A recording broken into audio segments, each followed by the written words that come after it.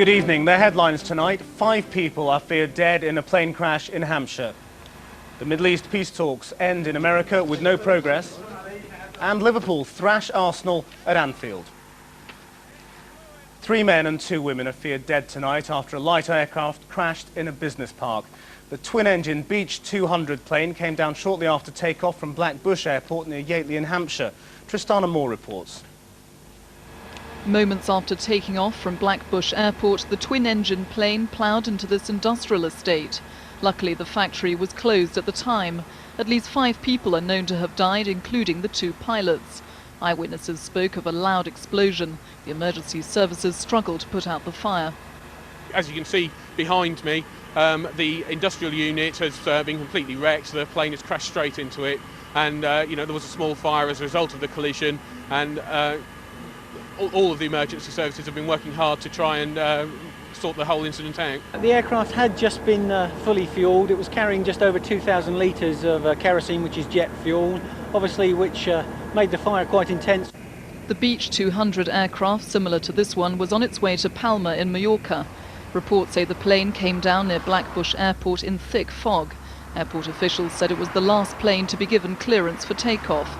Tonight, the whole area remains sealed off, and air accident investigators are at the scene. After almost a week of negotiations in the US, Israeli and Palestinian mediators are flying home without an agreement. They met Bill Clinton in Washington this afternoon, but failed to reach any breakthrough, saying major gaps remained. In the West Bank town of Hebron this afternoon, the funeral was held of a 14-year-old Palestinian shot dead by Israeli forces.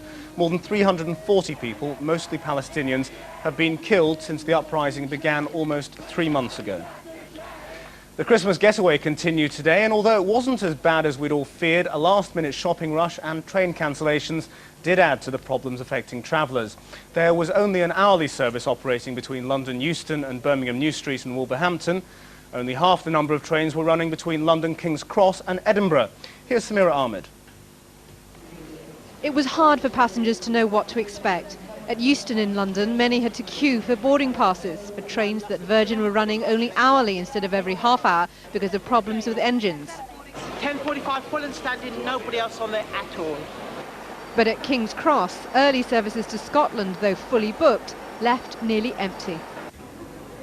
Coach stations were overwhelmed as many people opted for the roads instead. I didn't even try because I was just advised not to even bother. Overall, the motorways weren't too bad, though crowds did build up at junctions for major shopping centres, where retailers reported some serious spending going on. One centre manager said the amount of money going into the tills is staggering.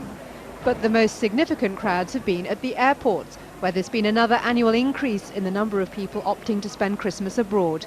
New York, Paris, Amsterdam and Ireland are the most popular destinations. There's growing pressure on oil companies to drop the price of petrol. Their profits are believed to have tripled since the fuel blockades in September. The Energy Minister, Helen Liddell, is expected to call for a cut in petrol prices when she meets representatives of the oil companies. People in Serbia have been voting in parliamentary elections, which should mark the end of the Slobodan Milosevic era. The Socialist Party leader, Milosevic, and his wife, Mira, were one of the first to cast their ballots today. President Vojislav Koštunica's coalition, the democratic opposition of Serbia, is expected to win a majority of the seats in parliament. Police in Sweden are still trying to trace 3 paintings which were stolen by an armed gang from Stockholm's National Museum last night. The works of art, a self-portrait by Rembrandt and 2 Renoirs, are thought to be worth around $30 million. Now, in case you were wondering, Madonna and the film director Guy Ritchie did tie the knot last night in the Highlands. The local minister, the Reverend Susan Brown, confirmed this morning that the wedding took place at Skibo Castle. Earlier today, the happy couple left the wilds of Scotland and flew out of Inverness Airport for their honeymoon to an undisclosed location. Football now, and Liverpool followed up last week's win over Manchester United with a 4-0 thrashing of Arsenal this morning at Anfield. Ben Monroe-Davis reports. One time the Premiership's Fat Cats could be said to earn their money is Christmas. While most rest, they crisscross the country, hopefully not by train, for 4 games in 9 days. And they'll fly by for Liverpool if today's match proves their standard festive fare. The cleanness of strikes from Steven Gerrard set the tone, And although Michael Owen's contact moments later was rather less impressive, he made up for it in the second half following fine work from Emil Heskey.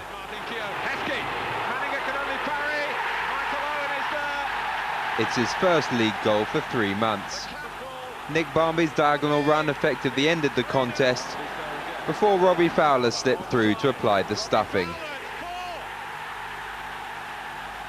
Last week, Gerard Houlier's side beat Manchester United, today Arsenal, and in some style. He'll enjoy his turkey, while Arsene Wenger's probably looking for the French for bar humbug. In today's other games, Charlton and Chelsea beat Everton and Bradford. Derby won at home against Newcastle. Aston Villa beat Leeds and Leicester beat West Ham.